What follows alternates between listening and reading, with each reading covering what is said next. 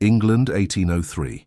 The carriage wheels rattled over the uneven country road as Florence Miller clutched her modest valise to her chest. The rolling hills of Hampshire stretched before her, emerald and gold under the autumn sun. She adjusted her simple bonnet and tried to calm her racing heart. "Hartley House just beyond that ridge, miss," the driver called over his shoulder. "Finest estate in the county, they say." Florence nodded, grateful for the distraction from her thoughts. At 23, she had never ventured this far from her father's rural vicarage in Dorset. But with his recent passing and the new vicar's arrival with his own large family, she had found herself without a home and with precious little means. The carriage crested the hill and Florence's breath caught in her throat. Hartley House rose from the landscape like a vision from a dream, a grand limestone mansion with tall windows that gleamed in the sunlight, surrounded by meticulously maintained gardens and a sweeping lawn that seemed to stretch forever. "My word," she whispered. The driver chuckled. "Wait till you see it up close, miss." As they approached, Florence observed a man standing rigidly at the entrance, tall and imposing in a perfectly tailored dark coat, his posture betraying a military bearing. His features were striking: a strong jaw, prominent cheekbones, and eyes that seemed to pierce right through her as the carriage came to a stop. "That'll be His Grace himself," the driver murmured. "The Duke doesn't usually greet new staff. Consider yourself noticed." Florence felt her cheeks warm as she gathered her belongings. The driver helped her down, and she smoothed her simple grey travelling dress, suddenly acutely aware of its modest quality. "Miss Miller, I presume?" The Duke's voice was deep and resonant, but utterly devoid of warmth. "Yes, Your Grace." She cursed, keeping her eyes respectfully lowered. "Albert Harrington, Duke of Hanover." He studied her for a moment. "You come highly recommended by Lady Wexford, though I confess I expected someone older." Florence met his gaze steadily. "I assure you, Your Grace, what I lack in years, I make up for in dedication. My father ensured I received an education uncommon for a clergyman's daughter."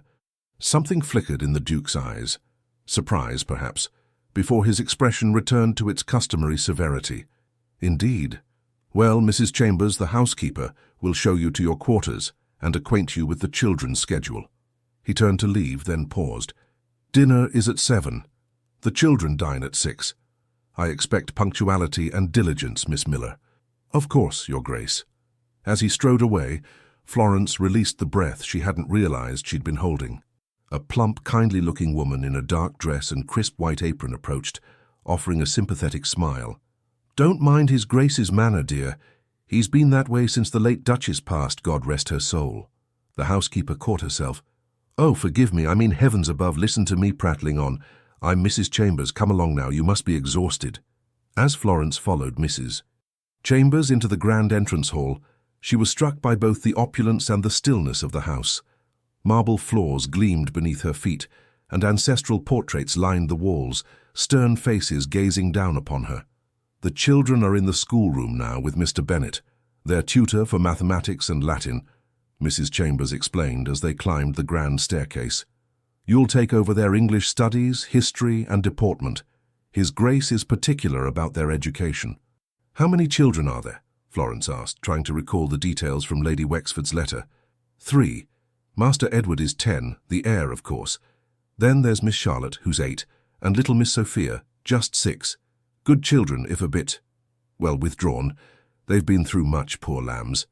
They reached the east wing, where Mrs. Chambers showed Florence to a modest but comfortable bedchamber with a small sitting area and a window overlooking the rose garden. "The nursery and schoolroom are just down the hall. You'll have these rooms to yourself, a privilege not afforded to most of the staff, but His Grace insisted the governess have privacy for lesson preparation." Florence placed her valise on the bed. "When might I meet the children?" "After they finish with Mr. Bennet at 4. Then they have an hour of free time before dinner." Mrs. Chambers hesitated. "Miss Miller, I should warn you, we've had 3 governesses in the past year. The children are testing." Florence raised an eyebrow. "Testing?" "Master Edward has a penchant for clever pranks. Miss Charlotte asks questions that would confound a university professor, and little Miss Sophia has perfected the art of disappearing precisely when it's time for her lessons." Mrs. Chambers sighed. "Their mother's death affected them deeply, and His Grace, well, He's not been as present as he perhaps should be." Florence nodded thoughtfully. "Thank you for your candor, Mrs. Chambers. I appreciate knowing what to expect." After Mrs. Chambers departed, Florence unpacked her meager belongings, including her most treasured possessions, her father's pocket watch and a small collection of beloved books. As she placed them carefully on the modest shelf, she wondered what manner of challenge awaited her in the three young Harringtons. At precisely 4 o'clock, Florence made her way to the schoolroom. She paused outside the door, hearing a male voice reciting Latin conjugations, followed by a chorus of young voices repeating them with varying degrees of enthusiasm. A moment later, the door opened, and a thin man with spectacles perched on his nose emerged. He startled slightly at the sight of her. "Ah, you must be Miss Miller, Roland Bennett." He offered a quick bow. "Good luck, you'll need it." He hurried past her before she could respond. Taking a deep breath, Florence stepped into the schoolroom. 3 pairs of eyes immediately fixed upon her, one curious, one suspicious, and one openly hostile. "Good afternoon," she said brightly. "I'm Miss Miller, your new governess." The oldest boy, Edward, she presumed, leaned back in his chair with an air of studied indifference. "How long do you intend to stay, Miss Miller?" Governess Hawkins lasted 3 weeks. Miss Pendleton managed almost 2 months before she fled in tears. Charlotte, a serious-looking girl with her father's piercing eyes, studied Florence intently. "Do you know any interesting stories?" Miss Pendleton only knew dull ones about virtuous maidens and moral lessons. The youngest, Sophia, said nothing, but her small fingers worked methodically to fold a piece of paper into what appeared to be a bird. Florence smiled, undaunted. "To answer your questions, I intend to stay as long as I'm needed, Master Edward. And yes, Miss Charlotte, I know many stories. Some about virtuous maidens, certainly, but also about brave explorers, cunning foxes, and ordinary people who discover they are capable of extraordinary things." She turned to Sophia. "And what a beautiful bird you're making, Miss Sophia. Perhaps later you could teach me how." Sophia's eyes widened slightly, but she quickly looked down, though not before Florence caught the ghost of a smile. Edward exchanged a glance with his sisters. "Father says we're behind in our studies. He says it's because we've had too many incompetent governesses." "Then we shall have to prove him wrong, shan't we?" Florence replied evenly. She moved to the bookshelves, running her finger along the spines. "Since we've only just met, perhaps we might spend this hour becoming acquainted. Would you show me your favorite volumes?" Charlotte hesitated, then pointed to a leather-bound collection on the highest shelf. "Those are our mother's books. Father had them brought from the main library after she died. We're not allowed to touch them without permission." Florence noted the longing in the girl's voice. "Then we shall ask permission at the earliest opportunity. For now, what about these?" She gestured to the other shelves. For the next hour, Florence let the children guide her through their collection, noting their interests and temperaments.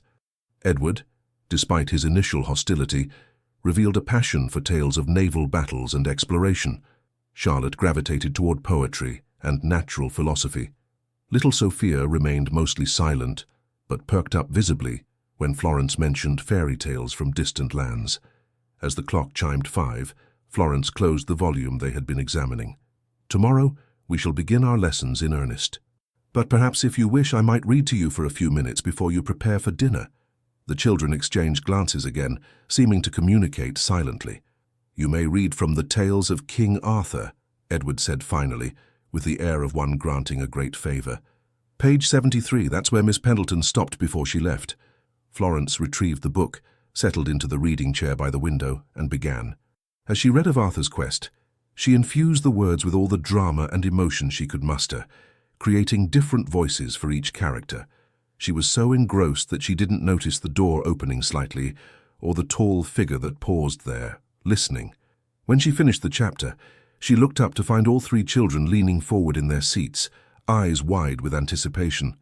"Is that all for today?" Sophia asked, speaking for the first time, her voice small but clear. "For today, yes," Florence smiled, "but we shall continue tomorrow." As the children filed out to prepare for dinner, Florence closed the book and placed it carefully on the desk. It was only then that she noticed the Duke standing in the doorway, an unreadable expression on his face. "Your Grace," she said, rising quickly, "I didn't see you there." "Evidently," he replied. His eyes moved from her to the book in her hands and back again. "You have a gift for reading aloud, Miss Miller." Florence felt her cheeks warm at the unexpected compliment. "Thank you, Your Grace. Stories were a staple in my father's household. He believed they could teach as much as any sermon." "Indeed." The Duke seemed about to say more, then checked himself. The children appeared unengaged. That is uncommon these days. "They're bright children. I believe they simply need the right material to capture their interest." The Duke studied her for a moment longer. "We shall see if your methods bear fruit, Miss Miller. Good evening." As he turned to leave, Florence caught a glimpse of something in his eyes, a sadness so profound it made her heart ache. She wondered what sort of man lay beneath that rigid exterior, and what had happened to make him build such formidable walls around himself. That night, as Florence prepared for bed in her new quarters, she gazed out the window at the moonlit gardens below. Hartley House was beautiful but haunted, not by spirits but by grief and loss. The Duke, his children, even the house itself seemed suspended in mourning, unable to move forward. She thought of the children's faces as she read to them, how for a brief moment they had been simply children again, lost in a story rather than three small souls burdened by sadness.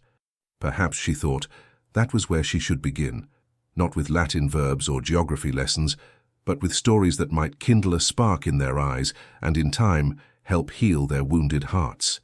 Florence had no illusions about her position.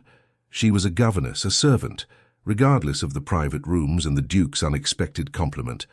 Yet as she extinguished her candle and slipped between the cool sheets, she could not help but feel that something significant had begun that day at Hartley House, something that extended beyond grammar lessons and multiplication tables. She fell asleep with the image of the Duke's haunted eyes in her mind and the strange, unbidden thought that perhaps he needed stories as much as his children did. The weeks passed, and autumn deepened across the Hampshire countryside. The manicured grounds of Hartley House transformed into a canvas of amber, crimson and gold. Inside, Florence found herself settling into a rhythm with her young charges, who, while still occasionally testing her patience, had begun to respond to her methods. Each morning began with traditional lessons, grammar, composition and history for Edward, similar subjects but modified for Charlotte, and basic reading and writing for little Sophia. The afternoons were devoted to what Florence called living education. Nature walks through the estate's walled gardens, sketching expeditions to the ancient oak grove at the property's edge, or dramatic readings in the orangery, where exotic plants from distant colonies thrived under glass. It was during one such afternoon, nearly a month after her arrival, that Florence encountered the Duke unexpectedly. She and the children had retreated to the orangery as a light rain pattered against the glass roof. The children sat on cushions arranged on the stone floor, while Florence, perched on a wrought-iron garden chair, read from a volume of poetry. "She walks in beauty like the night," Florence read, her voice soft in the humid air of the conservatory. "Of cloudless climes and starry skies, and all that's best of dark and bright, meet in her aspect and her eyes," a deep voice completed from the doorway. Florence looked up with a start to find the Duke standing there, watching them. The children scrambled to their feet, and Florence rose quickly, cursing, "Your Grace, I didn't hear you approach." "Evidently poetry has a captivating effect, Miss Miller." There was no censure in his tone, merely observation. "Lord Byron, if I'm not mistaken." "Yes, Your Grace." Florence was surprised by his recognition of the verse. The Duke moved further into the orangery, examining a flowering plant with apparent interest. "And how do you find your pupils progressing, Miss Miller? It has been nearly a month." "Very well, Your Grace. Master Edward has shown marked improvement in his composition. Miss Charlotte has a natural aptitude for natural philosophy that we've been cultivating, and Miss Sophia—" She glanced at the youngest child with a smile. "Miss Sophia has read an entire primer by herself this week." The Duke looked at his youngest daughter with an expression that, for him, constituted astonishment. "Is this true, Sophia?" The little girl nodded, her eyes wide. "Miss Miller says I read as well as girls twice my age, Father." "Indeed?" The Duke's gaze returned to Florence. "That is most impressive, Miss Miller. My compliments. The credit belongs to your daughter, Your Grace. She has worked very diligently." A silence fell, broken only by the soft patter of rain on glass. Then the Duke cleared his throat. "I've been corresponding with Lady Worthington about the children's progress. She has invited them, and their governess, to her annual autumn gathering at Willow Creek Manor. A small affair, mostly educational in nature. There will be a noted naturalist presenting his collection, and several musical performances. He paused. I thought it might complement your living education approach. Florence's surprise must have shown on her face, for the Duke added, unless you find the prospect disagreeable, Miss Miller. Not at all, Your Grace. I think it would be wonderful for the children. She hesitated, then ventured, will you be attending as well? Something flickered in his eyes. Discomfort, perhaps. I had not planned to. Estate matters require my attention. Of course, Florence nodded, ignoring the inexplicable twinge of disappointment she felt. However, he continued almost reluctantly, perhaps I could make arrangements to join you for the naturalist's presentation. Edward has shown interest in such matters. The boy looked up at his father with poorly concealed delight. Have you, father? I've been reading about exotic beetles in the book Miss Miller found in the library. The Duke regarded his son with surprise, as though seeing him anew. Have you indeed? Then I shall certainly make the effort to attend. He turned to Florence. The gathering is 3 days hence. Mrs. Chambers will see that you and the children are properly outfitted. With that, he nodded curtly and departed, leaving Florence to wonder at the small step forward they had just witnessed, both in the Duke's relationship with his children and perhaps in his opinion of her. The day of Lady Worthington's gathering dawned clear and crisp. The children were beside themselves with excitement. It was their first social outing since their mother's death 2 years prior. Even Mrs. Chambers seemed cheerful as she helped the children into their finest clothes. His Grace has instructed the carriage be brought round at 10, she informed Florence, as she adjusted the collar on Edward's jacket. And he's arranged for new gloves and bonnets for the young ladies. Florence herself had been provided with a new dress for the occasion, a modest but elegant gown of deep burgundy wool, with a matching Spencer jacket and bonnet. It was the finest garment she had ever worn, and she felt both grateful and uncomfortable as she smoothed the fabric. There you are, miss, Mrs. Chambers said approvingly, as she stepped back to examine Florence. Quite proper for a governess accompanying the Duke's children, respectable without drawing undue attention. Florence wasn't entirely sure whether to be flattered or not by this assessment, but she thanked the housekeeper nonetheless. The journey to Willow Creek Manor took just over an hour, during which the children peppered Florence with questions about what to expect. Edward was particularly concerned about making a good impression on the naturalist, while Charlotte wondered if there might be other children her age to converse with. Sophia merely clutched her new kid leather gloves with undisguised glee. Willow Creek Manor proved to be a handsome Tudor mansion with modern additions, set amidst sweeping lawns that sloped down to a gently flowing stream lined with its namesake willows. A surprising number of carriages were already parked in the circular drive when they arrived. I thought Lady Worthington said this was to be a small gathering, Florence murmured, as she helped Sophia down from the carriage. Lady Worthington's definition of small is relative, came a familiar voice behind her. Florence turned to find the Duke dismounting from his horse, looking immaculate in his riding clothes. Her heart performed an unexpected leap at the sight of him. Your Grace, we didn't expect you until later. I found my estate matters less pressing than anticipated. His eyes moved over the assembled group, lingering briefly on Florence in her new attire before shifting to his children. You all look very presentable. Remember, you represent the House of Harrington today. The children straightened their postures immediately, though Florence caught the glimmer of a smile on Charlotte's face as she took her father's proffered arm. Shall we proceed, Miss Miller? The Duke extended his other arm to Florence, who hesitated, acutely aware of the impropriety of a governess taking the arm of her employer. I should remain with Sophia and Edward, Your Grace, she demurred. A flicker of something, disappointment, crossed his face before he nodded. Of course, how thoughtless of me. They were greeted at the entrance by Lady Worthington herself, a sprightly woman of advancing years, with keen eyes and an air of benevolent authority. Albert, my dear boy, she exclaimed, taking the Duke's hands in hers, how wonderful to see you in society again, and these must be your children. How they've grown. She bent slightly to address the children directly. Your mother was my goddaughter, did you know? She would be so proud of you all. Charlotte's eyes widened at this direct reference to her mother, while Edward merely nodded solemnly. Sophia, suddenly shy, pressed against Florence's skirts. Lady Worthington straightened and turned her attention to Florence. "And you must be Miss Miller. I've heard much about your innovative approaches to education." Her eyes twinkled. "Albert writes that you've accomplished more in a month than his previous governesses managed in a year combined." Florence felt her cheeks warm at this unexpected praise and glanced at the Duke, who was suddenly very interested in removing his riding gloves. "Your ladyship is too kind. The children are naturally bright and eager to learn. Modesty as well as competence. How refreshing." Lady Worthington laughed. "Come along, all of you. The naturalist, Mr. Finchley, has set up his displays in the West Salon, and there are several young people near Charlotte's age in the music room." The gathering was indeed larger than Florence had anticipated, with perhaps 30 guests in total. Most were from the local gentry, though there were a few titled visitors from London who had extended their country stays into the autumn. Florence guided the children through the various activities with quiet authority, ensuring they were both entertained and educated.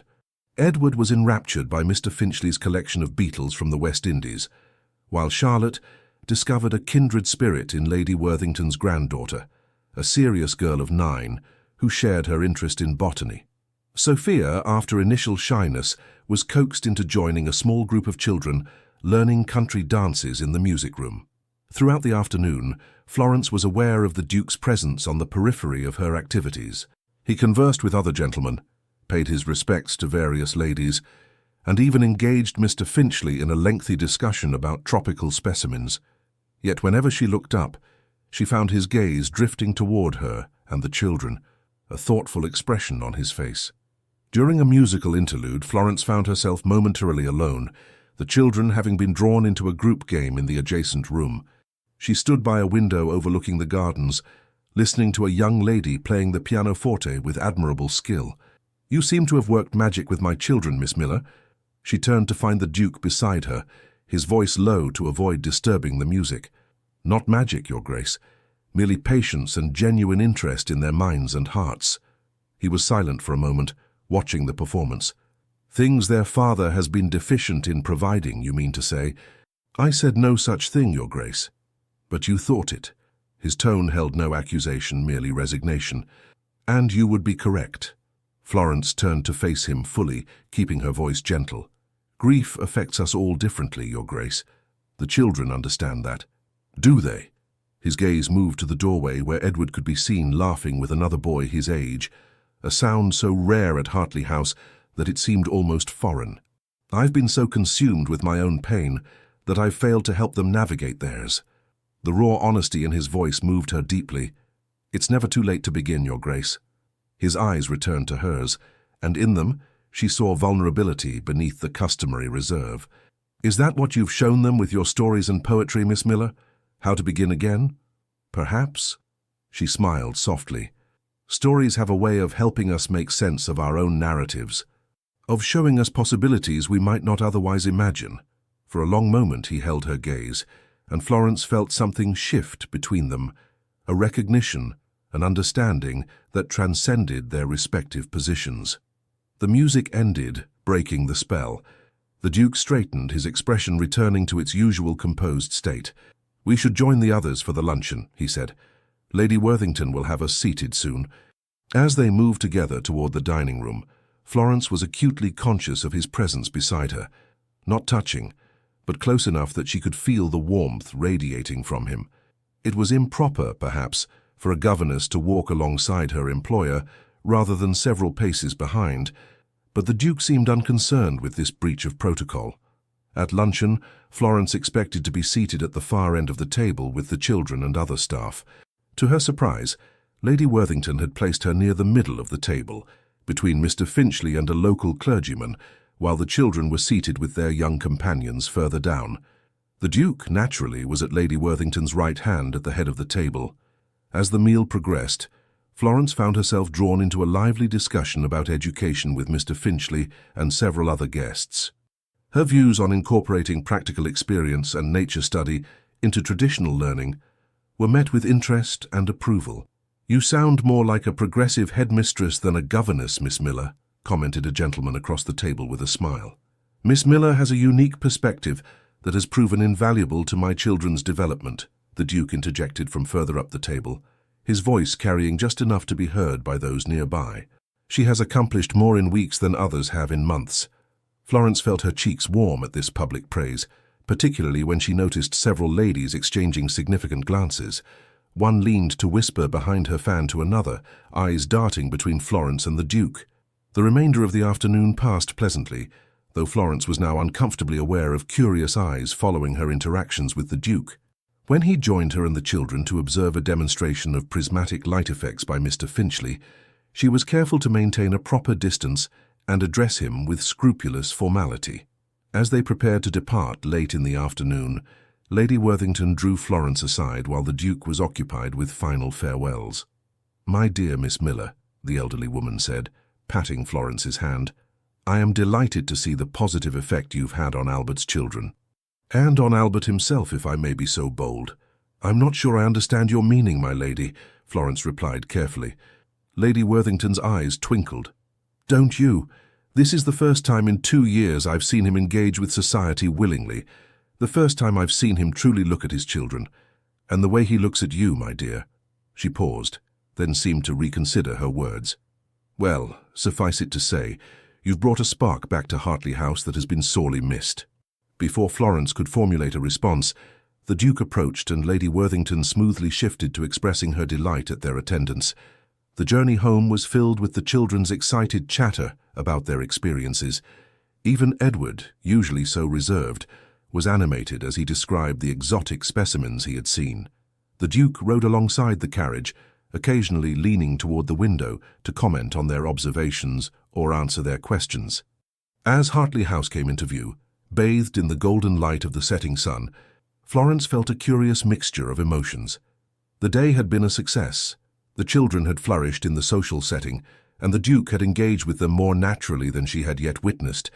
Yet she was troubled by Lady Worthington's insinuations and the whispers she had noticed at luncheon.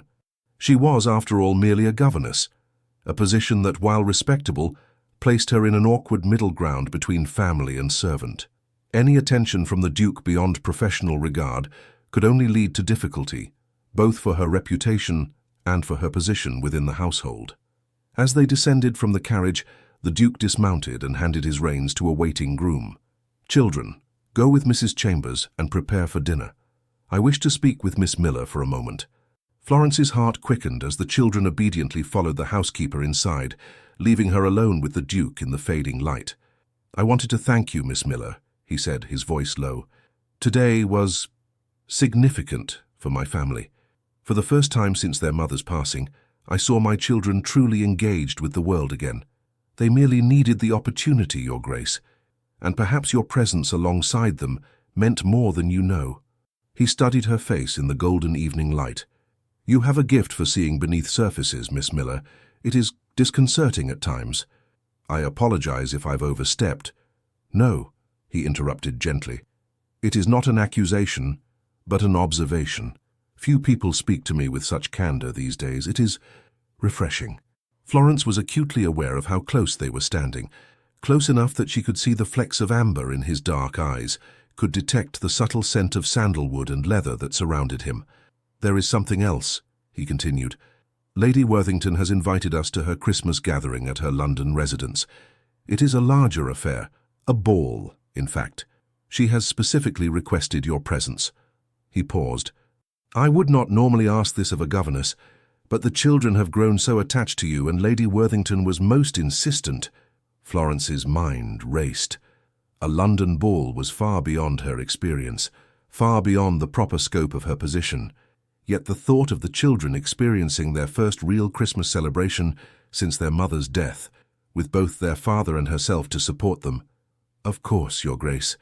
If you feel it would benefit the children, I would be honored to accompany them." Something like relief flashed across his face. "Excellent. We shall depart for London in 3 weeks' time.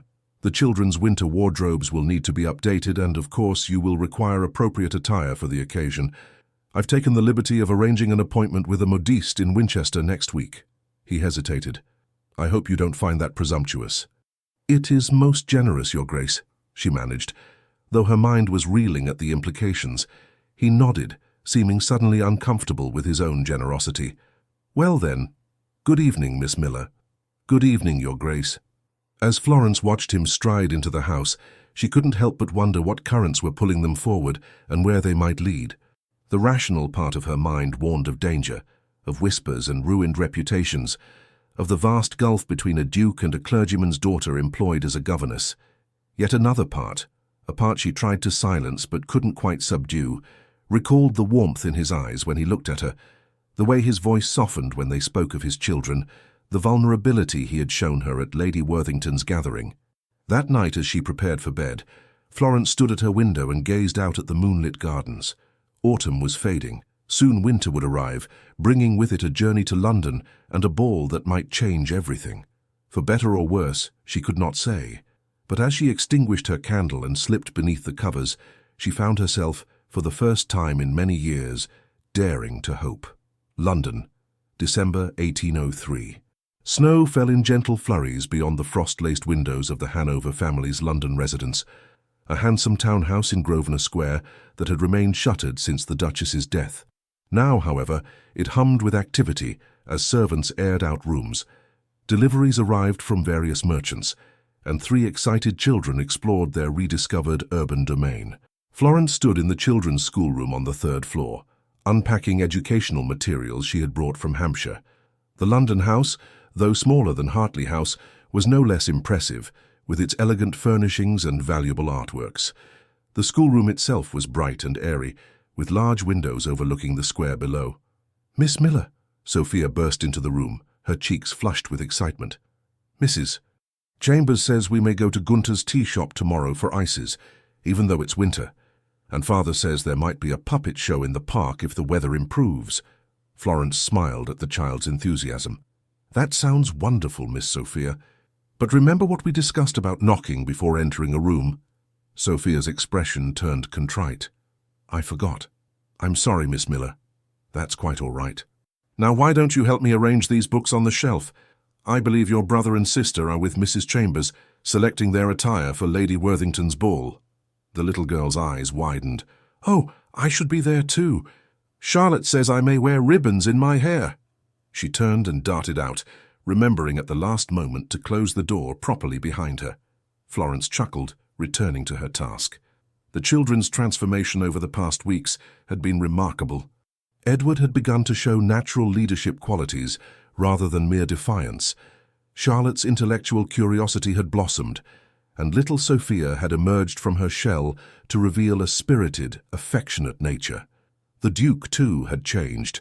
Since the gathering at Willow Creek Manor, he had taken a more active interest in his children's education and well-being. He dined with them more frequently, joined them for occasional outings, and even requested that Florence provide weekly reports on their progress directly to him rather than through Mr. Porter, his secretary. These meetings had become something Florence both anticipated and dreaded, moments of connection that sometimes stretched beyond professional discourse into more personal territory. He had begun to ask her opinion on matters beyond education, had shared memories of his late wife's passion for music, had even, on occasion, revealed glimpses of his own childhood. Each such conversation left Florence increasingly confused about her place in the household. She was still a governess, yet the Duke treated her more as a trusted advisor, perhaps even a friend. The staff had noticed, of course. Mrs. Chambers had become almost maternal in her warnings about maintaining proper boundaries, while Mr. Porter regarded her with barely concealed suspicion. A knock at the schoolroom door interrupted her thoughts. She turned, expecting one of the children, but instead found the Duke himself standing in the doorway. "Your Grace," she cursed quickly, "I didn't expect you. The children are with Mrs. Chambers, selecting their attire for the ball." "I'm aware," he replied, stepping into the room. "I wished to speak with you privately." Florence's heart quickened. "Of course, Your Grace." The Duke moved to the window, gazing out at the snowy square below. "Lady Worthington's ball is 3 days hence. It will be the children's first major social event in London since—" He paused. "Well, you understand. They're very excited, Your Grace, and a bit nervous, particularly Edward. He's aware of his position as your heir and feels the weight of representing the family name." The Duke turned to her, his expression softening. "He's spoken to you of this?" "Yes, during our history lesson yesterday. We were discussing the responsibilities of nobility in different historical periods, and he drew parallels to his own situation. I see. The Duke was silent for a moment. I should speak with him. He's too young to shoulder such concerns alone. I believe he would appreciate that greatly, Your Grace. The Duke moved away from the window, pacing slowly. There is another matter I wish to discuss, the Duke continued, his voice taking on a more formal tone. Lady Worthington has made it known to me that there will be numerous introductions at the ball. She has particular ideas about my future. Florence felt a sudden tightness in her chest. I understand, Your Grace. It has been 2 years since the Duchess's passing. Society would consider it appropriate for you to look to the future. He turned to face her, his expression unreadable. Yes, that is the conventional wisdom. A widower with 3 children should seek a new mother for them, a new mistress for his household. The children would benefit from a maternal presence, Florence said carefully, though the words felt hollow in her mouth. Would they? They seem to have flourished under your guidance, Miss Miller. He took a step closer. You have provided them with structure, education, and, dare I say it, affection that they had been sorely lacking. Florence's pulse quickened. That is my duty as their governess, Your Grace. Is it merely duty that compels you to read to Sophia long after her bedtime when nightmares trouble her sleep? Merely duty that drives you to spend hours helping Edward overcome his fear of public speaking? Merely duty that inspires you to search for obscure botanical texts to feed Charlotte's curiosity? His perception startled her. You notice more than you reveal, Your Grace. As do you, Miss Miller. Another step brought him closer still, which is why I must ask you a question of great importance. Florence held her breath, suddenly afraid of what might follow. The modiste will deliver your gown for the ball tomorrow. I've instructed her to create something beyond what might be expected for a governess. He paused. Society will talk, of course. They always do. But I find myself increasingly indifferent to their opinions. Your Grace, Florence began, her voice barely above a whisper, I fear you may be placing me in an impossible position. I am employed as governess to your children. Any deviation from that role could only lead to difficulty for all concerned. He studied her face intently. Is that truly what you believe? That there can be no evolution of circumstance, no transformation of roles? You who teach my children daily about the great changes that have shaped our world? Evolution requires time, Your Grace, and transformation often comes at great cost. She swallowed hard. What exactly are you proposing? For the first time, uncertainty crossed his features. I am not entirely sure, Miss Miller. I only know that when I contemplate returning to Hampshire after Christmas, the thought of Hartley House without your presence in it seems unbearably empty. The raw honesty in his voice struck her deeply. Before she could formulate a response, a commotion in the hallway heralded the children's approach. The Duke stepped back, composing his features just as Edward burst into the room, followed closely by his sisters. Father, Mrs. Chambers says I'm to have a new tailcoat for the ball, like a proper gentleman, the boy exclaimed, then caught himself, remembering his manners. I mean to say, I am most grateful for your generosity, Father. The Duke's expression softened as he regarded his son. You are the heir to the Dukedom of Hanover, Edward. It is time you began to dress the part on appropriate occasions. Charlotte approached more sedately, though her eyes shone with excitement. Father, might we visit the Crystal Emporium tomorrow? Lady Worthington's granddaughter, Amelia, told me they have the most extraordinary collection of mineral specimens from all over the world. The Crystal Emporium? In Bond Street? The Duke raised an eyebrow. That's hardly a typical destination for a young lady's shopping expedition. Which is precisely why Charlotte would find it fascinating, Florence interjected gently. Miss Charlotte has been reading about geological formations in her natural philosophy text. The Duke glanced at Florence, a smile tugging at the corner of his mouth. Indeed.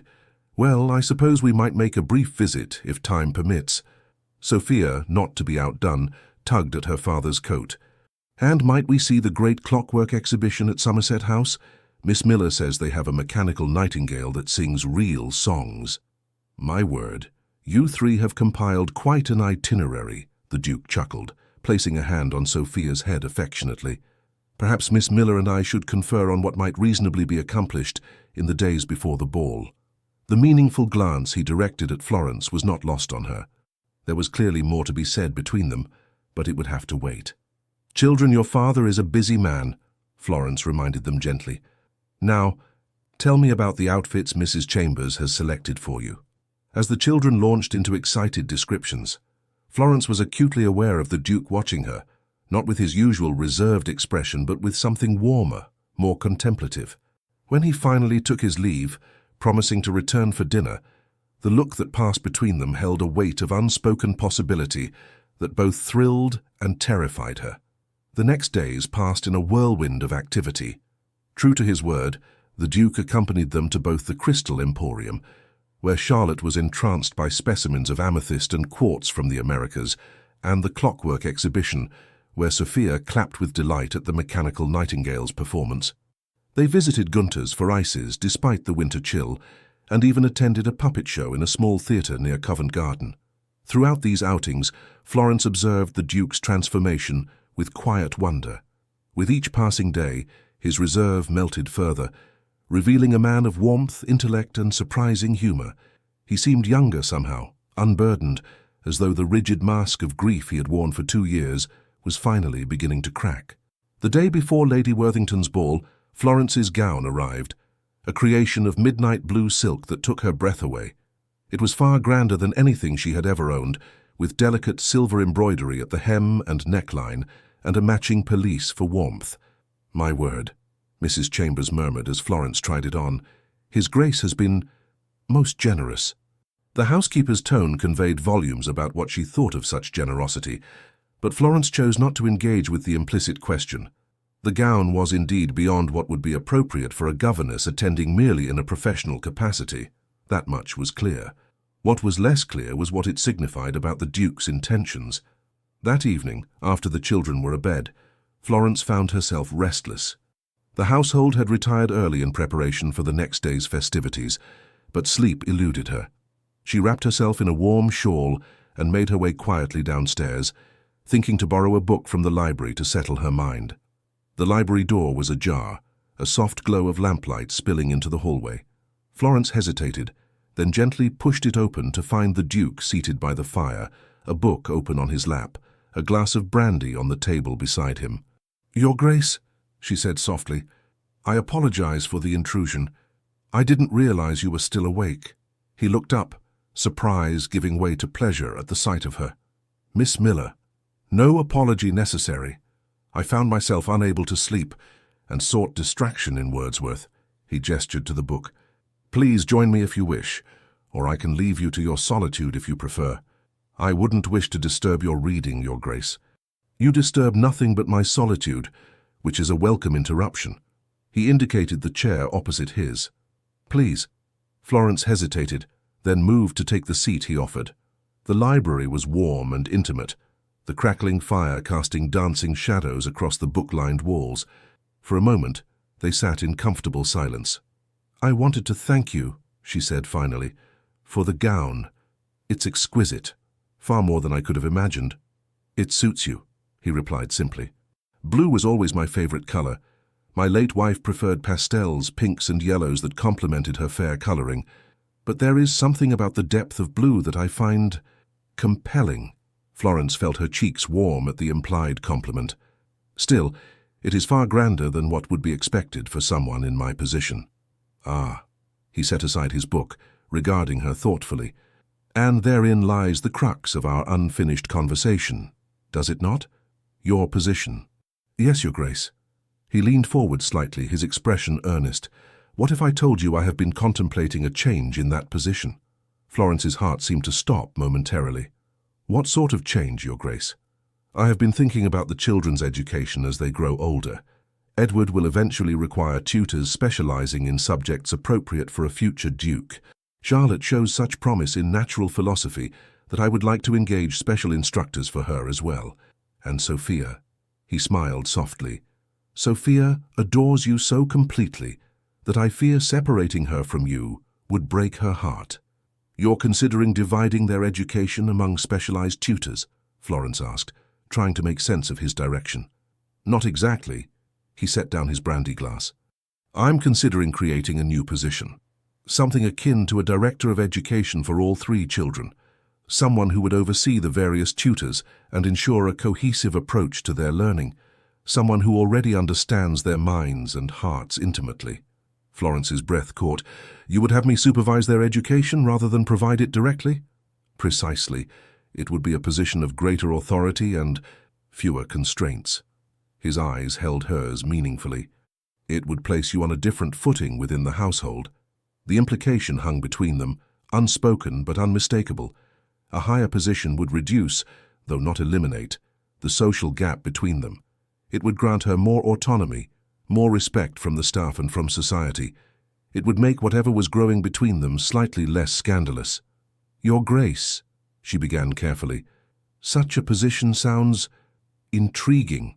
But I must ask, is this truly about the children's education, or is it about something else entirely? He held her gaze steadily. Can it not be both, Florence? It was the first time he had used her given name, and the intimacy of it sent a shiver through her. Society would still talk, she said softly. No matter what title you give me, I remain a clergyman's daughter without fortune or connections. The whispers would follow your children. They might face ostracism from families who would otherwise welcome them. Society always talks, he countered. They talked when I withdrew from their circles after Elizabeth died. They talked when I refused the matches they tried to arrange this past year. They will talk tomorrow night when I arrive at Lady Worthington's ball with my children and their unusually well-educated governess. He leaned closer. The question is not whether they will talk, but whether what they talk about is worth having. Florence felt breathless at his words, at the intensity of his gaze. And you believe it would be? Worth having? I believe... He paused, choosing his words carefully. I believe that in the past months you have brought light back into a house that had forgotten what it meant to be truly alive. I believe my children smile more, laugh more, learn more eagerly because of your presence. And I believe that I have found myself looking forward to our conversations, our meetings, even our disagreements, with an anticipation I had thought never to feel again. Florence's heart pounded in her chest. Your Grace, Albert, tomorrow, he said softly. At Lady Worthington's ball, there will be numerous eligible widows and young ladies of good family. Lady Worthington has made no secret of her intention to introduce me to several of them. She means well. She was Elizabeth's godmother and feels responsible for seeing the children provided with a new mother. As they should be, Florence whispered, though the words felt like glass in her throat. Perhaps.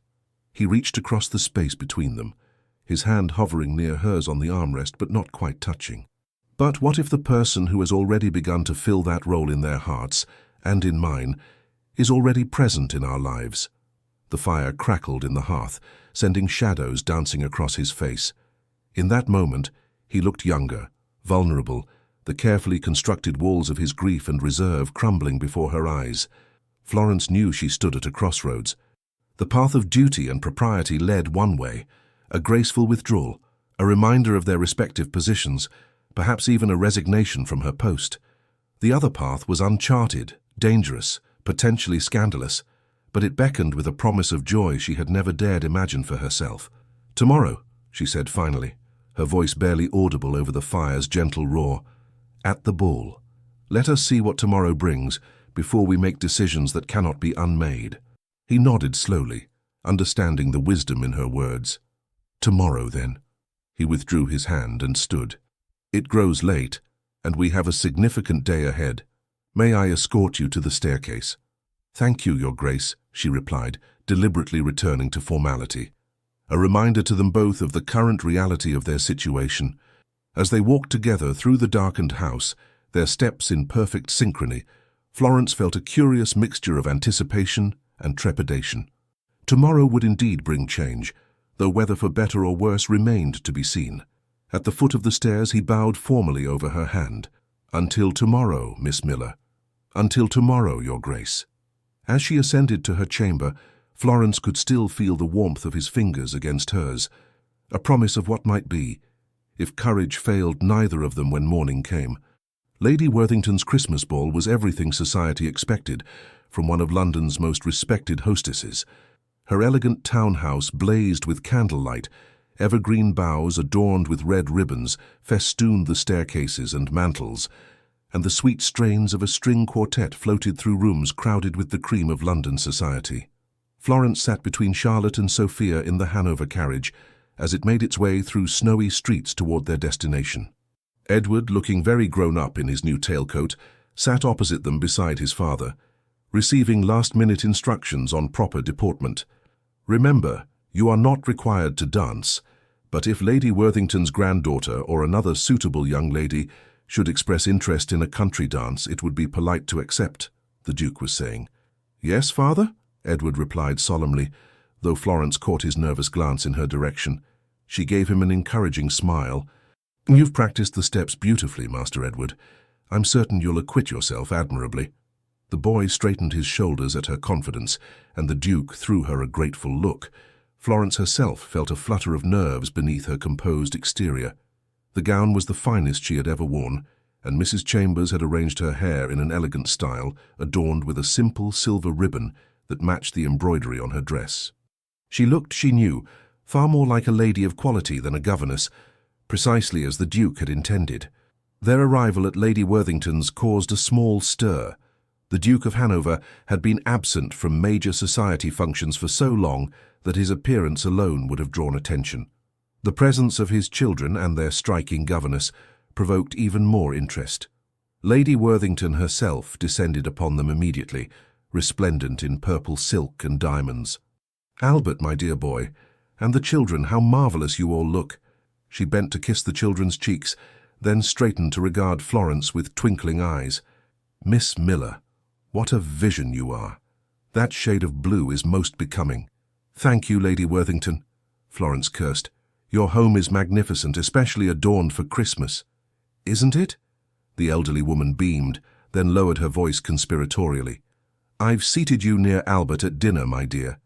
Much more sensible than placing you at the governess's table, especially considering—" She trailed off meaningfully, leaving Florence to wonder exactly what the perceptive old lady had discerned about her relationship with the Duke. "Now then," Lady Worthington continued briskly, "let me introduce you all around. The children must meet their contemporaries, and Albert. There are several people most eager to renew their acquaintance with you." The next hour passed in a whirl of introductions and conversation. The children, to Florence's pride, conducted themselves beautifully. Edward engaged seriously with the sons of several prominent families. Charlotte found kindred spirits among a group of intelligent young ladies in the music room. And little Sophia charmed everyone with her artless questions and observations. The Duke remained close to Florence throughout, introducing her not as my children's governess, but simply as Miss Miller, who oversees my children's education. A subtle distinction that did not go unnoticed by the more observant members of society. Several ladies raised eyebrows at the unusual arrangement, while others studied Florence with undisguised curiosity. Lady Worthington, true to her word, seated Florence beside the Duke at dinner, an arrangement that caused a ripple of whispers around the table. Florence felt the scrutiny keenly, but maintained her composure, speaking when addressed and otherwise focusing on ensuring the children, seated further down the table, conducted themselves appropriately. "You seem tense," the Duke murmured during a lull in the general conversation. "Are you regretting your decision to attend?" "Not regretting," she replied softly. "Merely aware of the attention we are attracting." His eyes followed hers to where a group of ladies were observing them with poorly concealed interest. "Let them look," he said quietly. "What they see is a man who values intelligence and genuine care for his children above hollow social connections." After dinner came dancing. The children were delighted when the Duke himself led Sophia in a simple country dance, his tall figure bending solicitously to guide her small steps. Edward, emboldened by his father's example, invited Lady Worthington's granddaughter to join the next set, while Charlotte was sought out by a serious young gentleman who shared her interest in natural philosophy. Florence watched from the side of the room, heart full at the sight of the family's joy. The Duke had transformed in these past months from a distant, grief-stricken figure to a father fully engaged with his children's lives. Whether or not anything more developed between them, she would always treasure her role in that transformation. "Miss Miller." Lady Worthington appeared beside her, observing the dancers with a satisfied expression. You've worked wonders with those children, and with their father, I might add. You're too kind, Lady Worthington. The change in his grace has come from within, prompted, I suspect, by something or someone from without. The elderly lady patted her hand. I've known Albert since he was Edward's age. He was always serious, always dutiful, even before tragedy struck. Elizabeth brought lightness to his life, and when she died, that light went with her, her keen eyes fixed on Florence. Until recently, Florence felt her cheeks warm. I'm merely a governess, Lady Worthington. Are you? Is that all? The old lady chuckled. My dear, I have lived long enough to recognize when a man looks at a woman with more than professional regard, and I have certainly lived long enough to know that happiness, true happiness, is rare enough that one should seize it when it appears, regardless of what society might whisper. Before Florence could respond, the music ended, and the Duke approached them, slightly flushed from dancing with his daughter. Lady Worthington, you've outdone yourself with this gathering, he said, bowing over the elderly woman's hand. The children are thoroughly enchanted, as they should be at their first proper Christmas ball. Lady Worthington's eyes twinkled mischievously. The next dance, I believe, is a waltz, still somewhat scandalous in conservative circles, but becoming quite the fashion. She glanced meaningfully between the Duke and Florence. I should be most disappointed if my godson did not participate in all the festivities I've arranged. With that, she moved away, leaving them alone at the edge of the dance floor. The Duke turned to Florence, something vulnerable in his expression. Would you do me the honor, Miss Miller? Florence hesitated. To dance a waltz with her employer would be to cross a line that could not be uncrossed. It would be a public declaration of something not yet defined between them. Your Grace? Albert, people will talk. Let them, he said simply, offering his hand. As the first strains of the waltz began, Florence placed her hand in his. He led her onto the floor, where several couples were already taking their positions. She was acutely aware of the curious gazes following them, the whispers behind fans and raised eyebrows of the ton, and then his hand was at her waist, and hers was on his shoulder, and they were moving together in perfect synchrony. The room seemed to fade around them as they turned and glided across the polished floor. He was an excellent dancer, leading with confident grace that made it easy to follow his steps. You dance beautifully, he murmured, his eyes never leaving hers. My father believed dancing was an essential accomplishment, even for a clergyman's daughter, she replied, breathless not from the exertion, but from his proximity. A wise man, your father. His hand tightened slightly at her waist. Florence, Whatever he had been about to say was interrupted, as they passed close to where the children were watching, wide-eyed with delight at seeing their father and governess waltzing together. Sophia waved excitedly, while Edward and Charlotte exchanged meaningful glances. The Duke smiled at them, then returned his attention to Florence. They approve, it seems. They are children, Florence reminded him gently. They see only the fairy tale, not the complications. Perhaps we adults see too many complications and not enough fairy tales. His voice was low, intimate. Last night you said we should wait until tonight to make decisions. Well, the night is here. The question remains. Florence took a deep breath. What exactly is the question, Albert? Whether you will consider a future at Hartley House, not as a governess, but as its mistress, as my wife. The words, spoken at last, hung between them as they continued to move in time to the music. Florence's mind raced. It was more than she had allowed herself to imagine, more than she had dared to hope. Society would never accept it, she whispered. A duke married to his children's governess. The scandal would follow your children throughout their lives. Society, he countered, has short memories when it comes to scandals. In time, they would adjust. Lady Worthington already supports us, and her influence is considerable. Others would follow her lead. His eyes held hers intently. The question is not whether they would accept it, but whether you would accept me, Florence Miller. Whether you could love a man who has been lost in grief for too long, who has only recently remembered how to live. The music swelled around them as they turned. Through the crowd, Florence caught sight of the children again, their faces alight with joy at the scene before them. In that moment she knew her answer, had perhaps known it for weeks, months even, as she watched this family heal under her care, as she felt her own heart opening to possibilities she had never before considered. Yes, she said softly, then more firmly. Yes, Albert, I could love such a man. I believe I already do. The smile that transformed his face then was like the sun breaking through clouds, radiant, warm, illuminating. His hand tightened on hers as they completed the final turns of the waltz. As the music ended, they stood for a moment, still joined, aware that many eyes were upon them, but caring less with each passing second. Then, with a formality that barely contained his evident joy, the Duke bowed over her hand. "Miss Miller," he said, his voice carrying just far enough for those nearby to hear, "you have my most profound gratitude for the care you have shown my children. I wonder if I might speak with you privately for a moment. There is a matter of some importance I wish to discuss." Florence cursed, her heart pounding. "Of course, Your Grace." He offered his arm, and together they moved toward a small anteroom adjacent to the ballroom. As they passed Lady Worthington, the elderly woman gave them a knowing smile and a discreet nod of approval. In the anteroom, lit only by a small fire and a few candles, the Duke closed the door behind them. For a moment they stood in silence, the sounds of the ball muffled by the heavy door.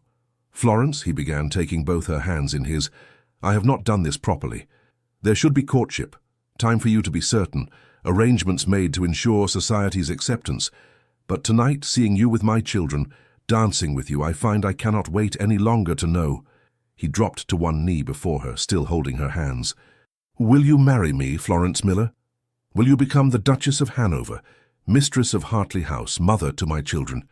Will you continue to bring light and learning and laughter into our lives, not as an employee, but as my wife and partner?"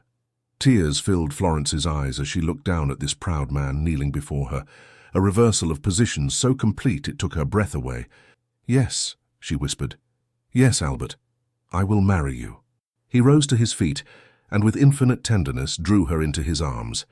His lips found hers in a kiss that was gentle yet profound, a sealing of promises that needed no further words. When they finally drew apart, he touched her cheek reverently. "There will be challenges ahead," whispers, disapproval from some quarters. "I know," she nodded, "but for every voice raised against us, there will be 3 children's voices raised in joy. And in time, perhaps others will see what we have found together, and understand that some conventions are worth challenging." He smiled, pressing his forehead to hers. "Lady Worthington suggests a spring wedding. The apple blossoms at Hartley House are particularly beautiful in April." Florence laughed softly. "You've discussed this with Lady Worthington already?" "She guessed my intentions weeks ago when I wrote to her about your effect on the children, and on me." His expression grew serious. "Is April too soon? I would wait if you wished for more time." "April sounds perfect," she replied, her heart so full she thought it might overflow. "The children can help plan the ceremony. I think Charlotte would excel at organizing such an event." "She will be ecstatic.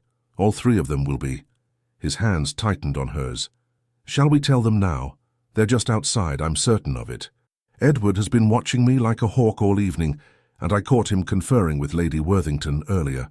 As if on cue, a soft giggle sounded from the other side of the door, followed by a hushing sound. Florence smiled. "Yes, let's tell them now. Their approval means everything to me." The Duke moved to the door and opened it to reveal, as expected, all 3 children attempting to appear as though they had just happened to be passing by. Lady Worthington stood a discreet distance behind them, her expression innocently bland. "Children," the Duke said gravely, though his eyes danced with poorly suppressed joy. "Miss Miller and I have an announcement. We would like your opinion on a matter of great importance to our family." Edward straightened, attempting to look mature and serious. "What is it, Father?" The Duke drew Florence forward to stand beside him, his hand warm and steady around hers. "I have asked Miss Miller to become my wife, to become your mother.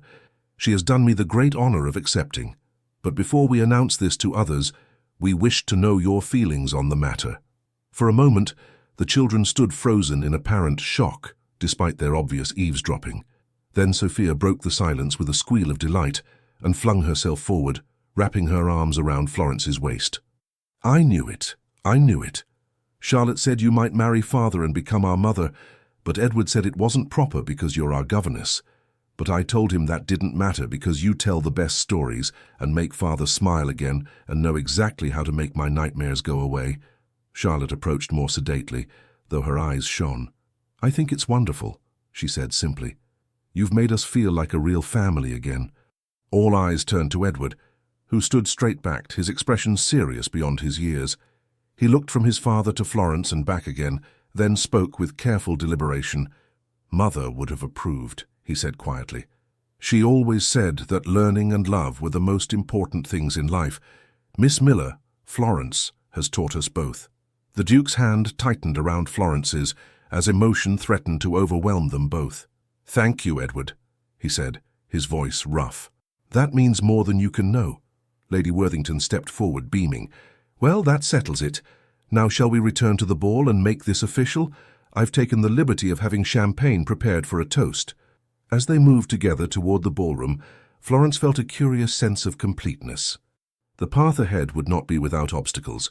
Society would indeed talk. Adjustments would be required of all of them, and the transition from governess to duchess would be no small challenge. Yet she had no doubt that they would face these challenges together, as a family united by something far stronger than convention or expectation. She thought of the first day she had arrived at Hartley House, of the grief-stricken Duke and his withdrawn children, of the sadness that had pervaded every corner of that grand estate. Now, as they prepared to announce their engagement to London society, she saw only joy in the faces around her, joy and the promise of a future bright with possibility. The Duke leaned close as they paused at the entrance to the ballroom. "Ready, my love," he whispered. Florence smiled up at the man who had, against all odds and expectations, found his way into her heart. "Ready," she replied, squeezing his hand, "for everything that comes next." Spring arrived at Hartley House in a riot of colour and fragrance. Apple blossoms drifted like snow across the lawns, daffodils nodded their golden heads along the garden paths, and birdsong filled the air from dawn till dusk. It was as if nature itself celebrated the transformation that had taken place within the grand estate's walls. The months following Lady Worthington's Christmas ball had been a whirlwind of activity and adjustment. Society had indeed talked, sometimes cruelly, about the Duke of Hanover's decision to marry his children's governess. Yet Lady Worthington's unwavering support, combined with the evident happiness of the Duke and his children, had gradually turned the tide of opinion. Now, on the eve of the wedding, Florence stood at the window of what had once been her governess's chamber, gazing out at the gardens below, where workers were arranging chairs and floral displays for tomorrow's ceremony. "A penny for your thoughts, my dear," came a familiar voice from the doorway. Florence turned to find Lady Worthington regarding her with affectionate eyes. The elderly woman had arrived 3 days prior to assist with final preparations and had become an invaluable ally in navigating the complexities of Florence's new position. "Just marveling at how much has changed in so short a time," Florence replied, gesturing for her mentor to join her. "This time last year I was preparing to leave my father's vicarage, uncertain of my future, and now you are about to become the Duchess of Hanover." Lady Worthington patted her hand. "A transformation worthy of one of those novels you're so fond of reading to the children," Florence smiled. "It does seem rather like a fairy tale at times, but with far more substance," the older woman noted shrewdly. "Fairy tales rarely acknowledge the challenges that come after happily ever after. You and Albert have faced yours with admirable grace." It was true. The transition had not been entirely smooth. Some members of society still regarded their match with disapproval. Certain staff members had struggled to adjust to Florence's changing status. Even the children, though delighted by the development, had experienced moments of confusion about how to relate to their former governess in her new role. Yet, through it all, Albert had remained steadfast in his support, presenting a united front with Florence and making it clear that his decision was final and his happiness complete. "I've had excellent guidance," Florence acknowledged, squeezing Lady Worthington's hand. "Your support has meant everything, especially in those first difficult weeks in London." The elderly woman chuckled. "Society has a short memory for scandal when faced with genuine happiness, my dear. Besides, you've proven yourself more than equal to the challenge. The Chatsworth dinner party last month was managed with such elegance that even Lady Harrington was impressed. And that woman is notoriously difficult to please." A knock at the door interrupted their conversation. It was Mrs. Chambers, her initial reservations about the match long since replaced by genuine affection and respect. "Begging your pardon, Miss Miller," she began, then corrected herself with a smile. "That is to say, almost, Your Grace. The children are asking for you. They've prepared some sort of surprise and are practically bursting with excitement." "I'll come at once," Florence replied, gathering her shawl. She turned to Lady Worthington. "Will you join us?" "I think not, my dear. This should be a moment for you and the children alone." The elderly woman's eyes twinkled. "Besides, I have a rather important matter to discuss with Cook regarding tomorrow's wedding breakfast." Florence made her way through now familiar corridors to the nursery, where excited whispers and giggles could be heard even before she opened the door. When she entered, all three children stood before her, attempting to look solemn despite their barely contained excitement. Edward, now 11 and growing taller by the day, stood in the center with his sisters flanking him. "We have something for you," he announced formally, "before you become our mother officially tomorrow." Florence felt her heart swell with emotion. "How very thoughtful. May I ask what the occasion is?" Charlotte stepped forward, her expression serious. "We've been reading about wedding traditions in different cultures. In many places, the bride receives special gifts from her new family the day before the ceremony. So we decided to make you presents," Sophia added eagerly, "to welcome you properly as our mother." "I'm deeply honored," Florence said, meaning every word. "What wonderful researchers you've become."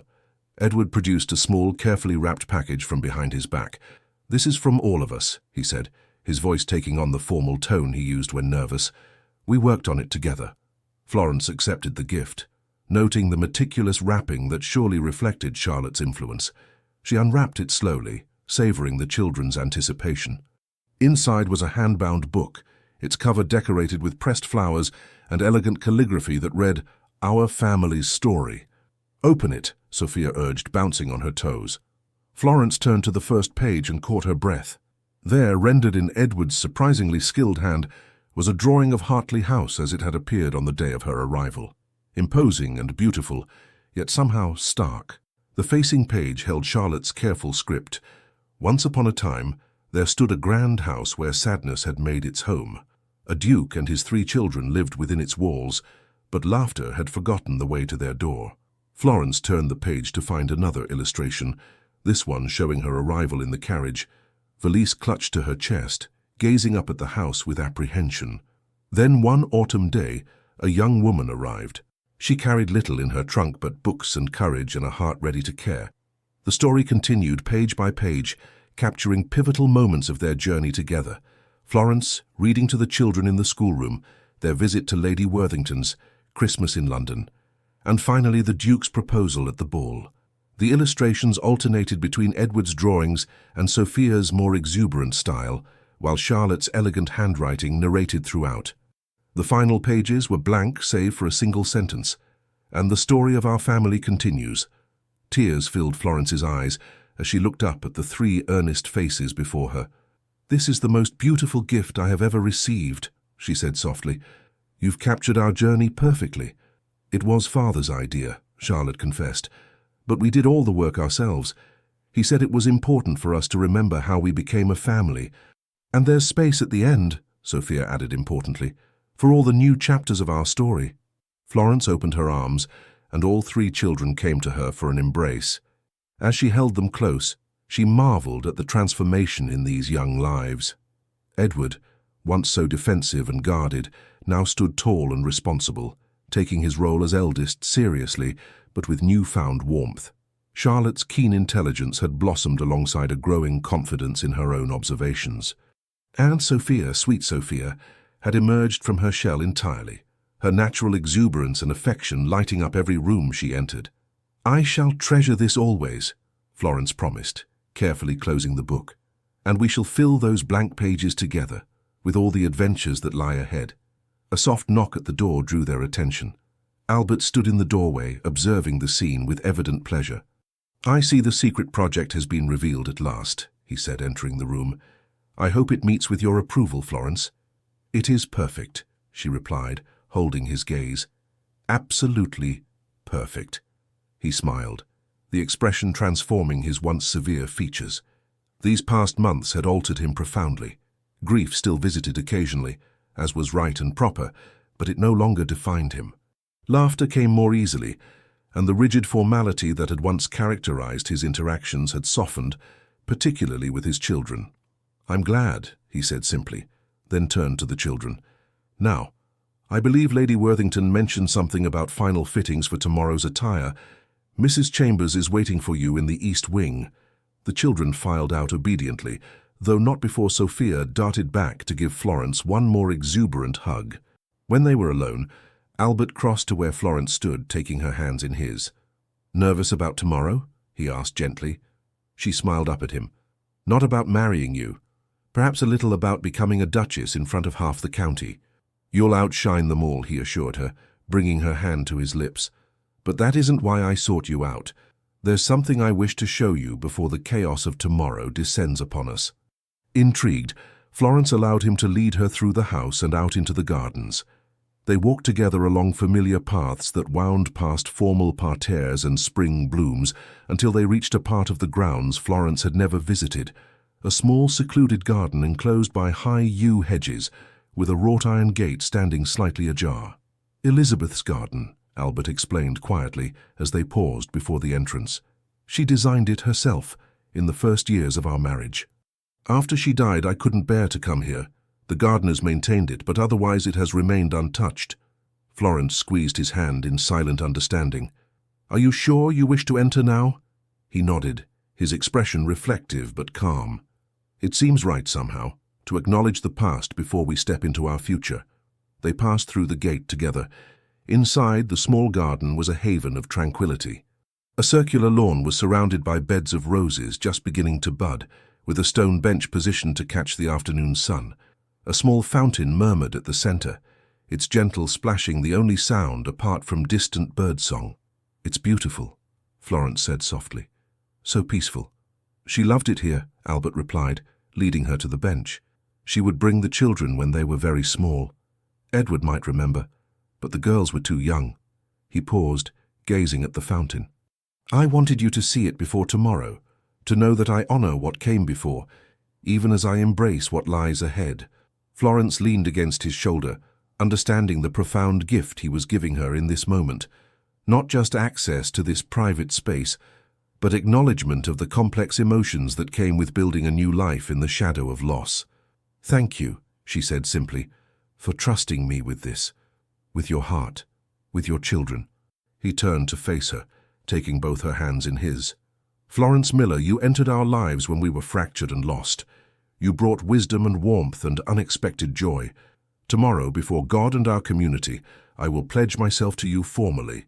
But know that my heart has been yours since that winter evening when I heard you reading to my children and remembered for the first time in years what it meant to hope for something beyond mere survival." Tears welled in Florence's eyes at the raw honesty in his voice. "And I pledge myself to you, Albert Harrington, to your heart, your family, your legacy, not as a replacement for what was lost, but as a continuation of love's story in this house." He drew her gently into his arms, his kiss a tender promise of all that lay ahead. When they finally parted, the late afternoon sun was casting long shadows across the garden. "We should return," he murmured. "Lady Worthington will be scandalized if she catches us stealing moments alone on the eve of our wedding." Florence laughed, rising from the bench. "I rather think she would approve. She's surprisingly progressive for a woman of her generation." "True enough," Albert agreed, offering his arm, "though even her progressive nature has limits. Come, my love, tomorrow awaits."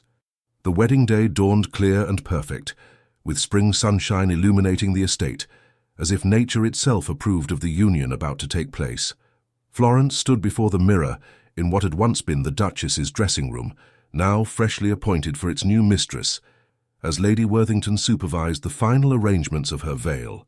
Her wedding gown was a masterpiece of elegant simplicity. Ivory silk with delicate embroidery at the bodice and hem, complemented by a lace veil that had been in the Harrington family for generations. Around her neck hung a single strand of pearls. Albert's gift, presented that morning with a note that had brought tears to her eyes, "For the woman who brought light back to our lives." "There," Lady Worthington pronounced, stepping back to survey her handiwork. "Absolute perfection. Albert won't be able to take his eyes off you, though that's hardly a novel occurrence these days." Florence smiled, touching the pearls at her throat. "I can scarcely believe this is happening. That in an hour's time, I shall be the Duchess of Hanover, Lady Worthington completed, and a most worthy one at that. The elderly woman's eyes grew serious. My dear, I knew Elizabeth well. She was a wonderful woman, kind, intelligent, devoted to her family. She would approve of you, of this union. I want you to know that. Emotion welled in Florence's throat. Thank you, she whispered. That means more than I can express. A soft knock heralded the arrival of Charlotte and Sophia. Resplendent in matching gowns of pale blue silk, flowers woven into their carefully arranged hair. Oh, Sophia gasped, eyes wide. You look like an angel, Mother. The word, used for the first time, hung in the air between them, its significance not lost on anyone present. Florence knelt, heedless of her gown, and opened her arms to the little girl. Thank you, my darling, she said softly. And you both look absolutely beautiful. Charlotte approached more sedately, though her eyes shone with similar emotion. Father sent us to tell you that the guests are seated, and the vicar has arrived. He says, she paused, struggling for composure. He says his heart is waiting for you at the altar. Florence rose, blinking back tears. Then, we mustn't keep him waiting, must we? The ceremony took place in the estate's chapel, a jewel-like structure that had served the Harrington family for generations. It had been transformed with spring flowers and greenery into a fragrant garden. The guest list, while select, included the county's most prominent families, along with a few trusted staff members who had become more like extended family over the years. As Florence walked down the aisle on the arm of Lady Worthington's nephew, who had graciously offered to give her away in the absence of her own father, she was conscious only of Albert waiting for her before the altar, his face alight with a joy so profound it took her breath away. Beside him stood Edward, solemn and proud in his role as his father's attendant, while Charlotte and Sophia preceded Florence, scattering flower petals along the path. The service itself passed in a blur of emotion. Florence would later remember fragments with perfect clarity. The warm pressure of Albert's hand as they exchanged vows, the sunlight streaming through stained glass to cast rainbow patterns across the ancient stone floor, the vicar's voice pronouncing them husband and wife, the children's radiant faces as they witnessed the formal union of their family. The celebration that followed on the lawns of Hartley House was everything a spring wedding should be, joyous, elegant, and intimate, despite the notable guest list. Lady Worthington had ensured that even the most skeptical members of society were on their best behavior, though in truth the evident happiness of the couple won over most observers, regardless of their prior reservations. As evening approached, Florence found herself momentarily alone near the edge of the garden. Watching as Albert danced with Sophia, the little girl perched on his feet as he guided her through the steps. Charlotte was deep in conversation with the naturalist who had been invited at her special request, while Edward was being taught a complex card game by several of his father's friends. "A penny for your thoughts, Your Grace," came a familiar voice. Florence turned to find Mrs. Chambers approaching, bearing a glass of champagne. "I'm not sure I'll ever grow accustomed to that title," she confessed, accepting the glass with a smile. "You will in time," the housekeeper assured her, "just as we've all grown accustomed to the changes you've brought to Hartley House, all for the better, if I may be so bold." "Thank you, Mrs. Chambers. That means a great deal, coming from you." The housekeeper hesitated, then spoke from the heart. "I served the late Duchess for many years and came to love her dearly. When she passed, I feared this house would never know joy again." She glanced toward Albert and the children. "I'm very glad to have been proven wrong." Before Florence could respond, Albert approached, having relinquished Sophia to the care of her new dance partner, an elderly gentleman who was showing her a country dance with exaggerated gallantry. "My wife," he said, the words still new enough to bring a flush to Florence's cheeks. "May I claim a dance?" As Albert led her to the center of the makeshift dance floor, the musicians struck up a waltz, the same piece they had danced to at Lady Worthington's Christmas ball. Around them, guests smiled approvingly, any lingering reservations about the match fading in the face of such evident devotion. "Happy, Duchess," Albert murmured, as they moved in perfect synchrony across the lawn. "Perfectly so, Duke," she replied, her eyes never leaving his. "Though I must confess I'm rather looking forward to when the last guest departs, and we can begin our life together properly." His eyes darkened with a promise that sent a thrill through her. "As am I, my love. As am I." Later, As twilight deepened into night and the celebration continued by lantern light, Florence gathered with Albert and the children for a private moment near the fountain in the center of the main garden. Edward, showing foresight beyond his years, had suggested they mark the day with a family tradition of his own invention. Mother, Elizabeth, always said that wishes made on important days had special power, he explained seriously. So I thought perhaps we might each make a wish for our family's future.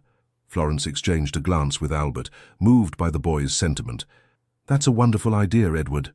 Sophia went first, dropping her copper penny into the fountain with a splash. I wish for adventures, she declared, and for stories every night and for no more nightmares ever. Charlotte stepped forward next, her approach more measured. I wish for wisdom for our family, she said thoughtfully, and for the strength to face whatever challenges may come. Her penny made barely a ripple as she placed it gently in the water. Edward's wish was simple but profound. I wish for us to remember the past and those we've lost, while still embracing all that lies ahead. His penny spun briefly on the fountain's surface before sinking to join the others. Albert took Florence's hand as they stepped forward together. Our wish, he said, looking into her eyes, is for this family to continue growing in love and understanding, and for Hartley House to remain a place of learning, laughter, and light, no matter what storms may come. They released their penny together, watching as it caught the moonlight before disappearing beneath the surface. As they stood together beside the fountain, the sounds of the ongoing celebration a distant backdrop to their private communion, Florence felt a profound sense of completion. The journey that had begun with her arrival at Hartley House had led her here, to a place she had never imagined but now could not envision living without. She looked at the faces surrounding her. Albert, her husband, his eyes filled with love and promise. Edward, growing into his role as heir with newfound confidence. Charlotte, her keen mind and tender heart balanced in perfect harmony. Sophia, bubbling with joy and possibility. They were her family now, bound by choice and love rather than merely by blood or duty. I have a feeling, she said softly, that our story is just beginning. Albert's arm tightened around her waist as he drew her close.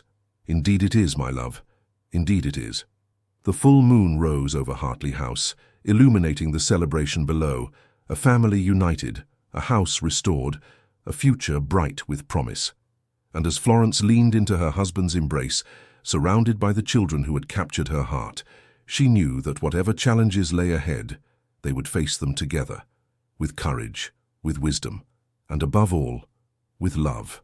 For in the end, that was what had transformed them all. Not duty or convention or society's expectations, but the simple, profound power of a heart willing to care, to teach, to heal, and ultimately, to love.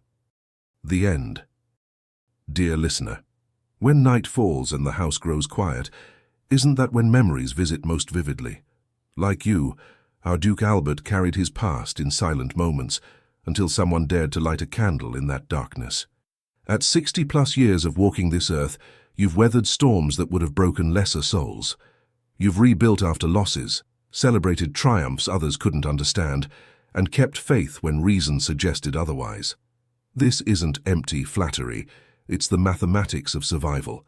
Florence found herself at Hartley House because life stripped away her alternatives, yet there, in that narrowing of paths, she discovered her truest strength. Sound familiar? When doors closed in your life, didn't the most beautiful rooms sometimes appear behind unexpected ones? Tonight, as you prepare for sleep, remember this. Those children recognized something in Florence that society overlooked, her inherent worth beyond titles and stations. The people who truly matter in your world see you with that same clarity. The healing in our story didn't happen overnight. Albert's grief required patience, not fixing. Your journey deserves that same gentle respect, from others and especially from yourself. Some days simply continuing forward is victory enough. May you sleep without the weight of tomorrow's concerns. May you wake with the quiet confidence of someone who has proven decade after decade that they can face whatever comes. And may you walk through each day knowing that your presence matters profoundly, not for what you accomplish, but simply because you are. Rest well, dear friend. You've earned it. With heartfelt appreciation, The Legends of the Fall Team. If this story touched your heart, we warmly invite you to subscribe to our channel, leave a comment, like the video, and share it with someone who might enjoy a moment of tenderness and hope today. Your support truly means the world to us. From the bottom of our hearts, thank you for encouraging us to keep creating and sharing new stories filled with love, redemption, and powerful emotional twists. It is because of you that we find the strength and inspiration to continue. At the end of this video, you'll see a suggestion for another story from our channel. Click on it and let yourself be surprised by another emotional and unforgettable journey. With all our gratitude, the Legends of the Fall Team.